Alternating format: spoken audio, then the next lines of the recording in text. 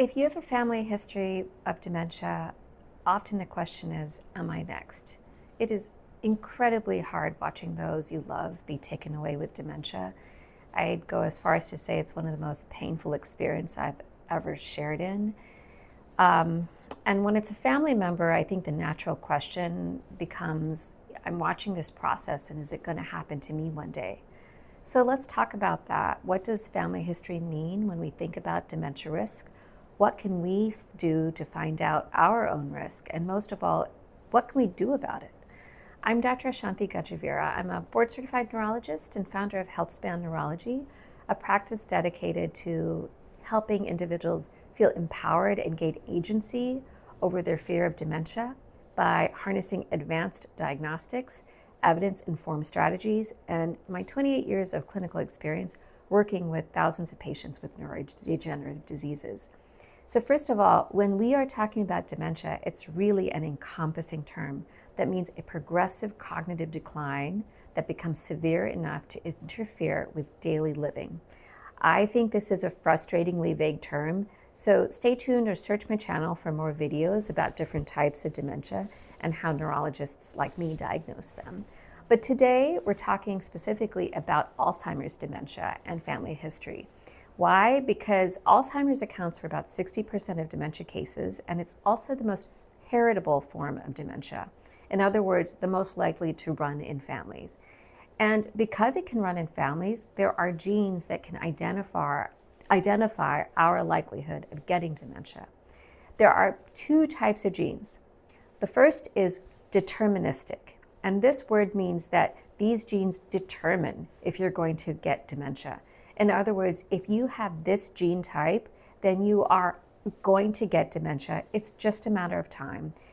And most individuals with a deterministic gene for dementia, for Alzheimer's dementia, will have symptoms starting in their 40s or 50s, maybe even earlier, and will have a family history with family members, grandparents, aunts, and uncles with early onset dementia. This is tragic, but fortunately, deterministic genes account for only about 5 to 10% of dementia cases. If you have an extensive or early family history of dementia, talk to your doctor about whether to consider seeing a geneticist or a neurologist. This is not a conversation for YouTube. While there isn't a way to prevent dementia in this case, I do think that if detected early in these individuals, even in their 20s and 30s, they can start to make preventative measures to try and delay progression as much as possible. The other gene type is called nondeterministic, and this means that you may carry a genotype or a combination of genes that puts you at higher risk for dementia, but it's not determined. This is fortunately the majority of cases, upward of 90%, and here's where there's the most potential for modifying your dementia risk. The main non-deterministic gene for dementia that we look at is the ApoE4 gene. This is a gene that helps us make a protein called apolipoprotein E. And this protein works in our brain to do a lot of things to support healthy brain functioning. Some of these are really complicated and interesting, but suffice it to say for today that it's helpful to transport cholesterol and fat-soluble nutrients around the brain to support neurons and get rid of waste effectively. Without healthy apolipoprotein E, the brain's infrastructure and signaling and cleanup systems don't work as well. So over time, the brain just ages more quickly and can't recover. So apolipoprotein E comes in 3 different forms, or what we call alleles. These are called E2, E3, E4. And if you're wondering what happened to E1, it does exist, but it's so rare, like 10 people identified in the world, that it really doesn't factor into our conversation. We get 1 copy of each allele from each of our parents, so 1 from mom and 1 from dad. So we can have 6 possible combinations of these genes: E2, E2, E2, E3, E3, E3, E3, E4, E2, E4, and E4, E4. E3 is the most common variant and is hence conveyed as or considered the average risk of Alzheimer's. E2 is the least common. Somewhere around 10% of people will carry one of these alleles. And it's also considered the most protective type. Having said that, I have had patients with an E2 allele who still go on to develop some form of dementia. Maybe not Alzheimer's, but some form of dementia. The ApoE4 allele is what many people think about when they hear that someone carries a genetic propensity for dementia. In fact, Chris Helmsworth spoke very openly about his genetics and that he carries 2 copies of the ApoE4 allele. ApoE4 is considered a higher risk type for Alzheimer's type dementia. About 20% of people will carry at least 1 copy of this gene. If you carry 1 copy of the gene along with an E3, so you're an ApoE4 E3 carrier, then you have about 2 to 4 times higher chance of dementia than average. If you carry 2 copies of the E4 gene, E4, then studies indicate that you have a significantly higher chance of developing dementia, somewhere in the range of 8 to 12 times, and probably at the higher end of that range if you're a woman. And then this brings us to the next question. Why bother finding out? And this has actually been the argument for not checking genetics for as long as I've been practicing. Why make people afraid when there's nothing you can do about it? And I absolutely know that this is a personal decision and want to respect that for everyone, but I really want to fight back against that, because that notion that we shouldn't be testing, because I think it's incredibly important, and most of all, it can be incredibly empowering in knowing what you're up against to gain agency over your dementia risk.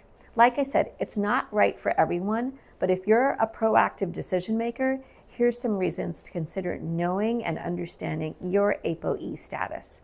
Number 1, knowledge is power. Know your ApoE status and know what you're up against. So many people live in fear, and once you build agency and have a plan, then fear goes away. And here's the thing, fear and rumination are physiologically terrible for your brain. Number 2, it really helps you set your priorities. If you know your ApoE status and hence your risk, you may be much more motivated to act on it. And action feeds optimism, and optimism is amazing for your brain. Number 3, I tell all my patients that your brain wants you to be a super high achiever. You have to aim for optimal, not normal. And here's the thing, for anyone at a higher risk of dementia, such as an ApoE4 carrier, or those with concussion or hypertension, or another form of family history, just to name a few risk factors, your optimal has to be higher than you think. Every week, there's new research being published that investigates how optimization may need to be different with more stringent goals for those with inherent genetic or family risk. Number 5, it's important for your family to know. Many people think, I'm too old, it won't make any difference, I don't want to stress my family out. And while I actually don't think it's ever too old to make a difference in your brain health, knowing your genetics might help encourage your kids to explore their own. And the earlier they start on a path to dementia prevention, the better. Our 70-year-old brain is made in our 40s and 50s. There's really no time to waste if we want to be proactive. In fact, my youngest patient is 36 and my oldest patient is 86. But finally, genetics or family history isn't everything. I have worked, like I said, with many individuals with 2 copies of the E4 gene who have well-functioning brains with excellent cognition well into their older age. On the flip side, I've met those with an E2 allele that still go on to develop some form of dementia. Genetics only tells us part of the story. It's important and gives us valuable information, but we write our own narrative with the decisions we make. Our brains are downstream of every single thing we do, day in and day out. Every single thing we do impacts our brains today as well as for the future. Knowing you're at higher risk doesn't mean accepting a worse outcome. It means you need a more precise strategy than the average person. And that's exactly what my practice is built around.